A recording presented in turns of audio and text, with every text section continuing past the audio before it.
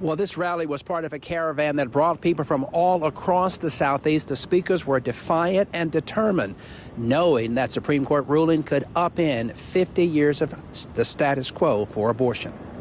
We have the duty to fight for our freedom! With the nation waiting for a landmark U.S. Supreme Court ruling that could overturn Roe v. Wade and force Mississippi's only abortion clinic to close, God gave us the right to do what we want with our bodies. We are the freedom fighters. activists from all over the Southeast came in a caravan to downtown Jackson Friday for a rally in Smith Park to speak out against the looming decision that could outlaw a woman's right to choose. I'm super inspired by all the energy, the great turnout, and we all know exactly what we want to do, and it's have autonomy over ourselves. 9 people, most of them conservatives, sitting in a room somewhere, should not be able to make a decision that affects more than half the citizens of this country. Mississippi native and Oscar-nominated actress Aunjanue Ellis spoke to the crowd on video about her own experience. I was in graduate school at NYU. I became pregnant, and I had an abortion.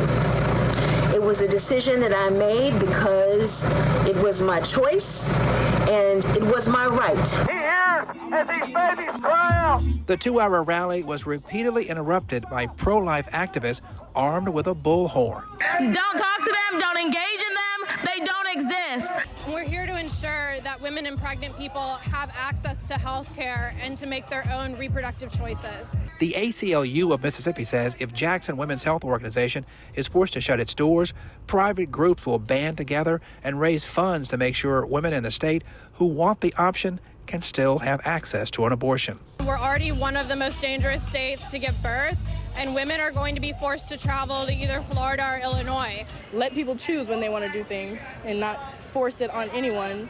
And I think it really shows how we are still kind of a plantation state.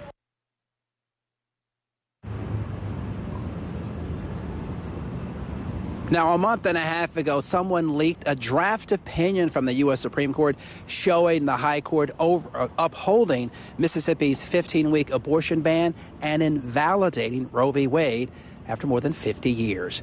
Live at Smith Park in downtown Jackson, Ross Adams, 16 WAPT.